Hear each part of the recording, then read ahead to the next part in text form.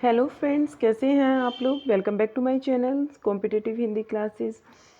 Friends, जैसा कि आप जानते हैं, कल हमने सारे ही सूफी काव्य के जितने कवि हुए हैं, उनकी जितनी भी रचनाएं थी वो सब पढ़ ली हैं। उनका सब ही अध्ययन हमने कर लिया है। आज हम पढ़ने वाले हैं सूफी काव्य की विशेषताएं और सूफी काव्य की विशेषताएं एवं पंक्तियाँ। एवं क्या पढ़ने वाले हैं हम? पंक्तियाँ। इनकी पंक्ति पढ़ने वाले हैं।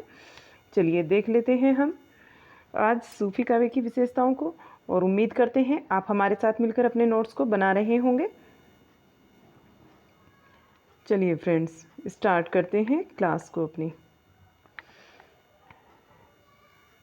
लौकिक प्रेम कहानियों के माध्यम से अलौकिक प्रेम कहानियों की व्यंजना की गई है सूफी काव्य के अंतर्गत। ये इसकी पहली विशेषता है। दूसरी विशेषता है, सूफी काव्य में नारी को सामान्य नारी न मानकर ईश्वरीय शक्ति का प्रतिरूप माना गया है। यह परमात्मा का प्रतीक बनी है और यहाँ नारी को भोग्या न बनाकर एक शक्ति के रूप में दिखाया गया है। आगे देखिए, नंबर 3 विशेषता, सूफी काव्य में श्रृंगार रस प्रमुख है। कैसा रस प्रमुख है सूफी काव्य के अंतर्गत? श्रृंगार रस प्रमुख है बेटा। और इसमें विरह का अधिक महत्व है। विरह का महत्व इसमें अधिक किया गया है। चौथी विशेषता है, सूफी काव्य में प्रेम मार्ग में रुकावट डालने वाली शक्ति शैतान की अनिवार्यता स्वीकार की गई है। पांचवी विशेषता इसमें, इस काव्य में प्राय सभी रचयिता मुसलमान हैं। अगर पूछ लिया जाए सूफी काव्य में कोई हिंदू है, तो इन्होंने बताया कि सारे के सारे रचयिता जो थे इसमें मुसलमान थे। एक सूरदास पंजाबी आते हैं जो कि हिंदू थे। इसमें अपवाद भी आपको मिलेगा। चलिए आगे देख लेते हैं। क्वेश्चन नंबर, इसका जो मतलब 6 विशेषता है सूफी काव्य की। सूफी काव्य में प्राय सभी रचनाकारों ने अवधी भाषा का प्रयोग किया है। अवधी भाषा का तो सभी ने किया है और प्रमुख रूप में इसमें दोहा और चौपाई का प्रयोग हुआ है। अलंकारों में उपमा और उत्प्रेक्षा का इसमें प्रयोग किया गया है। सूफी कवियों ने कौन सी शैली को अपनाया बेटा? प्रबंधात्मक शैली को अपनाया है। परंतु यह प्रबंधात्मक शैली भारतीय महाकाव्य और फारसी मनस्वी शैली का मिश्रित रूप है। मनस्वी उस काव्य की शैली को कहते हैं, समझिएगा कि कौन से काव्य की शैली को बोलते हैं मनस्वी। तो उस काव्य की शैली को बोलते हैं जिसमें किसी तारीख या फिर हकीकी किस्से का मसलसल बयान होता है, अर्थात दीर्घ काव्य में किसी ऐतिहासिक या फिर पौराणिक कथानक का निरंतर वर्णन किया जाता है। आगे देख लीजिए। अब देखिएगा, उसे मनस्वी शैली कहते हैं। उसे क्या बोलते हैं बेटा? उसे बोलते हैं मनस्वी शैली। आचार्य रामचंद्र शुक्ल ने मनस्वी शैली को अन्योक्ति काव्य की संज्ञा दी है। कौन सी संज्ञा दी है मनस्वी शैली को? अन्योक्ति काव्य की संज्ञा दी है। किसने दी है? आचार्य रामचंद्र शुक्ल जी ने। चलिए आगे देख लेते हैं।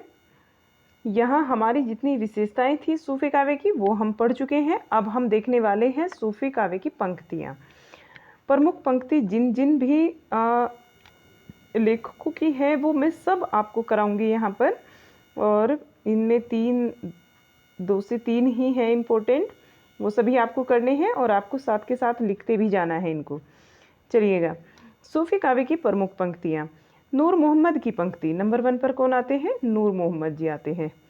तो नूर मोहम्मद की पंक्ति ये कहते हैं, मन दरक सो एक राती मजहारा, सूझ परा मोही सब संसारा। इंद्रावती से ली गई पंक्ति है।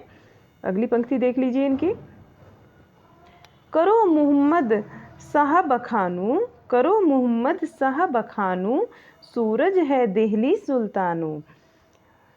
ये भी इंद्रावती से ली गई पंक्ति है। आगे देखिएगा, धर्म पंथ जग बीच चलावा, धर्म पंथ जग बीच चलावा, निबर ना सबरे सो दुख पावा। इंद्रावती से ली गई पंक्ति है।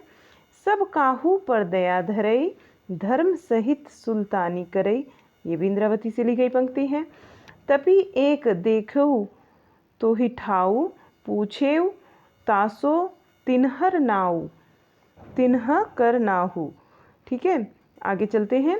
जानत है वह सिरजन हारा, जानत है वह सिरजन हारा, जो किछु है मन मरम हमारा। ये अनुराग बांसुरी से ली गई पंक्ति है। अगली पंक्ति को देख लीजिए। हिंदू मग पर पाव न राखेऊ, काजो बहुते हिंदी भाक्यू, ये भी अनुराग बासुरी की पंक्ति है। टीजीटी में पूछा गया 2010 में, और फिर से टीजीटी 2016 में क्वेश्चन पूछा गया है, पीजीटी में भी आया है। चलिए आगे देखते हैं। मन इस्लाम मेरी कलई माजेऊ, दीन जवेरी कर कस भाजेऊ, ये भी अनुराग बासुरी से ली गई पंक्ति है। आगे देखिए, जहाँ रसूल अल्लाह प्यारा उन्मत को मुक्तावन हारा, ये भी किससे ली गई पंक्ति है? अनुराग बासुरी से ली गई पंक्ति है। आगे देखिए, तहा दूसरो कैसे भावे, जच असुर सुर काग न आवे, ये भी अनुराग बासुरी से ली गई पंक्ति है। चलिए आगे देखिएगा, ये जायसी जी की पंक्ति है, मलिक मोहम्मद जायसी जी की। इनकी जितनी भी पंक्तियां हैं हमने सब यहाँ पर इकट्ठी ली हैं। चलिएगा, आपको भी ऐसे ही नोट डाउन करनी है। इनकी पहली पंक्ति है, आदि अंत जसी कथ्या अहो, लिखी भाषा चौपाई कहो।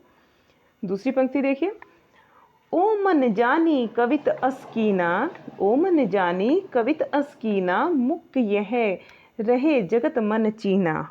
अगली पंक्ति, तन चित उर मन राजा कीना। इससे अगली पंक्ति देखिएगा, प्रेम कथा अहि भांति विचारू, बूझी लेऊ जो बूझ ही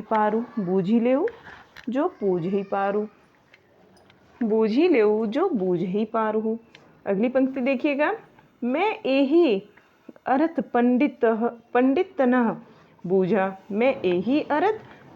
तनह बूझा, कहा कि हम किछु न सूझा। अगली पंक्ति देखिएगा, सरवर तीर पद्मनी आई, खोपा छोरी केस मुकलाई। नेक्स्ट पंक्ति, बिरूनी बान अस ओप ह,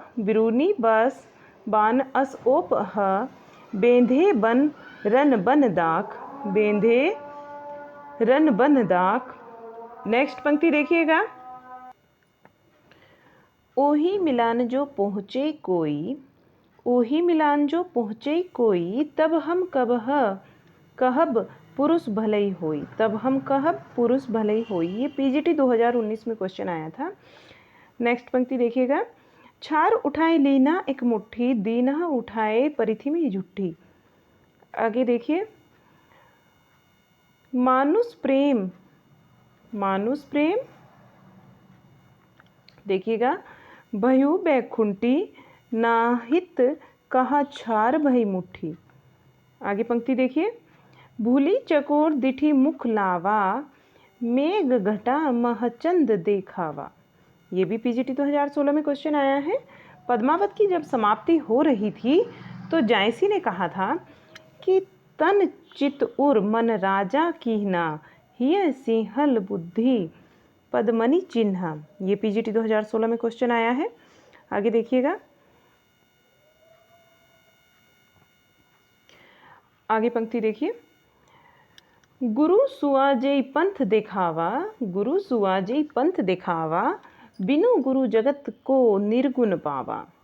नेक्स्ट है, नागमती यह दुनिया धंधा, बाचा सोई ना एही चित बंधा।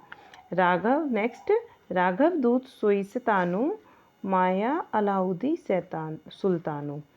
नेक्स्ट पंक्ति है, सन 927 आहा, कथा आरंभ बैन कवि कहा, और पीजीटी 2013 में ये क्वेश्चन पूछा गया है। आगे देखिएगा, शेर शाह दिल्ली सुल्तानु, चारहु खंड जप जस भानु। अगली पंक्ति है, ओही छाज राज औ पाटू, अब राजा भुई धरा ललाटू। नेक्स्ट पंक्ति है, सरवर तीर पद्मनी आई, खोपा छोरी केस मुकलाई। नेक्स्ट पंक्ति है, शशि मुख अंग मल्य गिरिबासा, नागिन झापी लीनो चहुपासा। नेक्स्ट पंक्ति है, ओनई घटा परी जग छाहा, शशि के शरण लीनह जनुराहा। अगली पंक्ति है, बुली चकोर दिठी मुख लावा, मेघ मेघ छटा महचंद दिखावा। नेक्स्ट पंक्ति देखिए, बरूनी का बरोनो इमी बनी, बरूनी का बरोनो इमी बनी, साधे बान जानू दुई आनी। अगली पंक्ति है जयसी जी की, उन बानह अस को ना मारा, बेधी रहा सगरो संसारा। आगे की पंक्ति देखिए,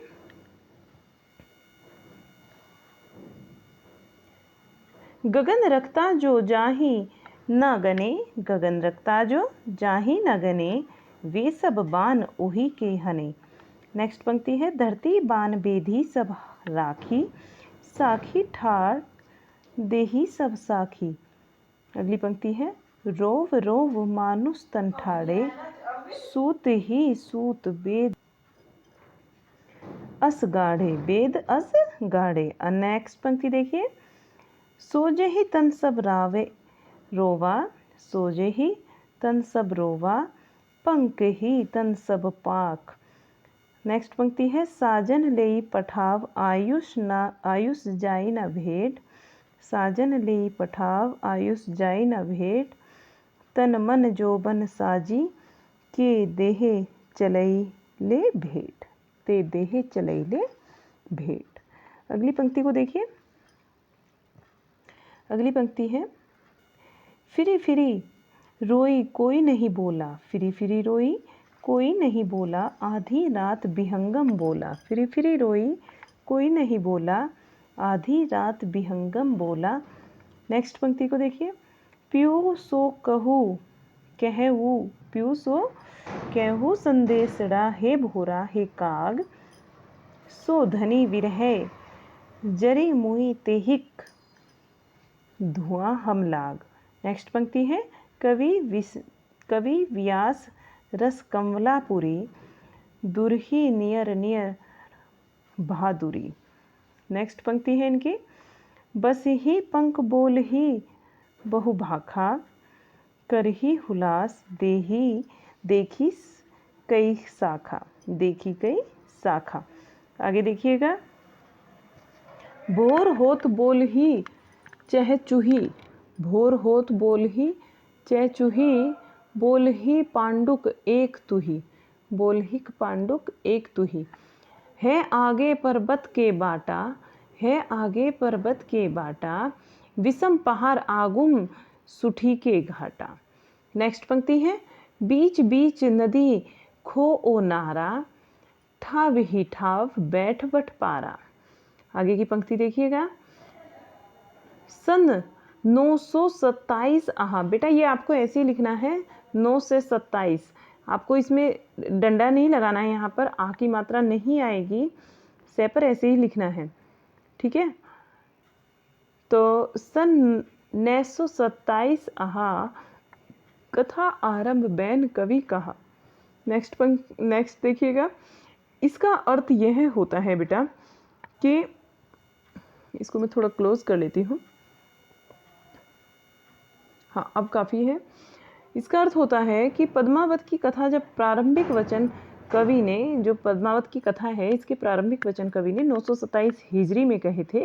927 हिजरी को हम अगर सन बनाते हैं तो आएगा हमारा 1520, और पद्मावत की जो रचना हुई थी, पद्मावत की कथा कही थी तब 927 में, लेकिन जो इसकी रचना हुई पद्मावत की वो 947 में हुई। कथा कब कही गई? वो कही गई 927 में, और रचना हुई 947 हिजरी में। तो इसका जो सन लेंगे हम 1520 और इनका सन लेंगे 1540। ये ध्यान रखना है आपको। ये पीजीटी 2013 में ऊपर क्वेश्चन बना था कि पद्मावत की जो कथा है प्रारंभिक वचन कवि ने कब कहे थे, तो प्रारंभिक वचन कहे थे 927 हिजरी या फिर सन 1520 ईस्वी में, और कथा की रचना हुई थी 1540 में, 947 में। आगे देखिएगा, सन 947 आहा, कथा आरंभ बैन कवि कहा। जायसी ने पद्मावत ग्रंथ की समाप्ति पर भी कहा था, तन चित और मन राजा की ना, ये सिहल बुद्धि पद्मनि चीना। पीछे ये पंक्ति आ चुकी है बेटा, रिपीटेड पंक्ति है। आगे चलिएगा, अब एक हमारे लास्ट में है उस्मान कवि, की प्रमुख पंक्ति, इनकी 2 ही पंक्ति है। चित्रावली इनकी रचना का नाम है और इनकी पहली पंक्ति है, इनकी पहली पंक्ति को देख लेते हैं। बलदीप रेखा अंग्रेजा, बलदीप देखा अंग्रेजा, तहाँ जाई जेही कठिन करेजा, जहाँ तहाँ जाई जेही कठिन करेजा, ये चित्रावली से ली गई पंक्ति है इनकी। ऊंच नीच धन संपत्ति हेरा, मंद बाहर भोजन जिन्ह केरा, ये भी इनकी चित्रावली से ली गई पंक्ति है बेटा। और यहाँ पर आज हमारा सूफी काव्य समाप्त हो जाता है। कल हम जो पढ़ेंगे वो पढ़ेंगे राम भक्ति काव्य को, और राम भक्ति काव्य को काफ़ी जल्दी हम कोशिश करेंगे समाप्त करने की, और ऐसे ही हम कृष्ण भक्ति काव्य को भी समाप्त कर लेंगे, क्योंकि निर्गुण शाखा हमारी आज कंप्लीट हो जाती है। उसमें ज्ञान संत मार्गी शाखा भी हमारी जो संत काव्य धारा थी और सूफी काव्य धारा भी इसी के अंतर्गत जो थी वे समाप्त हो जाती है। एक ही पार्ट भक्ति काल का अब हमारा बचा है, राम भक्ति काव्य और कृष्ण भक्ति काव्य। बहुत जल्द हम इसको समाप्त कर कर रीतिकाल पर आ जाएंगे। उम्मीद करते हैं आप हमारे साथ मिलकर अपने नोट्स बना रहे होंगे, और इसी के साथ आपसे विदा लेते हैं। अगर आपको वीडियो पसंद आया तो प्लीज़ लाइक कर दीजिए, शेयर कर दीजिए, और हमारे यूट्यूब चैनल को सब्सक्राइब कर लीजिए, जिससे कि बेल आइकन आपको नोटिफिकेशन, वीडियो जैसे ही हमारी आती है वैसे ही आपको नोटिफिकेशन मिल जाए और आप अपनी तैयारी को और ज़्यादा बेहतर कर सकें। थैंक यू फ्रेंड्स, कल मिलते हैं आपसे।